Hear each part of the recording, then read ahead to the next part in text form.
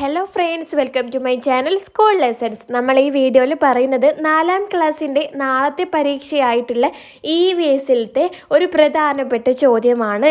നിങ്ങൾക്ക് 5ാമത്തെ പാഠമായിട്ടുള്ള around as in different ഫോംസിൽ പ്രധാനമായിട്ട് പഠിക്കാനുള്ളതാണ് വാട്ടറിൻ്റെ ഡിഫറെൻറ്റ് ഫോംസ്, അതായത് different States.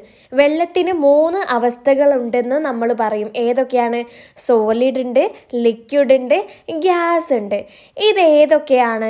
Objects having definite shape are called solids. Solid എന്ന് പറഞ്ഞാൽ എന്താ? ഒരു ഡെഫിനിറ്റ് ആയിട്ടുള്ള ഒരു നിശ്ചിത ഷേപ്പുള്ള വസ്തുക്കൾക്കാണ് നമ്മൾ സോളിഡ് എന്ന് പറയുന്നത്. എക്സാമ്പിളായിട്ട് table, pen, pencil, chair, desk, bench അതൊക്കെയാണ് വരുന്നത്.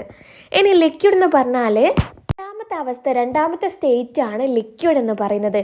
അത് ഒബ്ജക്റ്റ് ദാറ്റ് ഫ്ലോസ്, ഒഴുകുന്ന വസ്തുക്കൾ, അതായത് വെള്ളം, ഓയിൽ, വെളിച്ചെണ്ണ, കെറോസിൻ, മണ്ണെണ്ണ, പെട്രോൾ, ഡീസൽ ഇവയൊക്കെ ലിക്വിഡിൻ്റെ എക്സാമ്പിൾസ് ആയിട്ട് വരുന്നവരാണ്.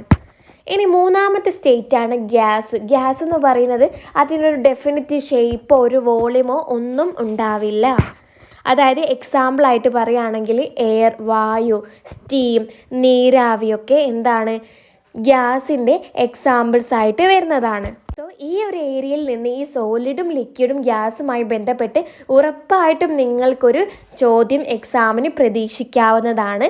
സോ ഇതുമായി ബന്ധപ്പെട്ട് എങ്ങനെയാണ് ചോദ്യം വരിക, എന്തൊക്കെ ചോദ്യങ്ങൾ വരും, എങ്ങനെയാണ് നമ്മൾ എഴുതുക എന്നുള്ളത് നമ്മൾ വീഡിയോ ആയിട്ട് ചെയ്തിട്ടുണ്ട്.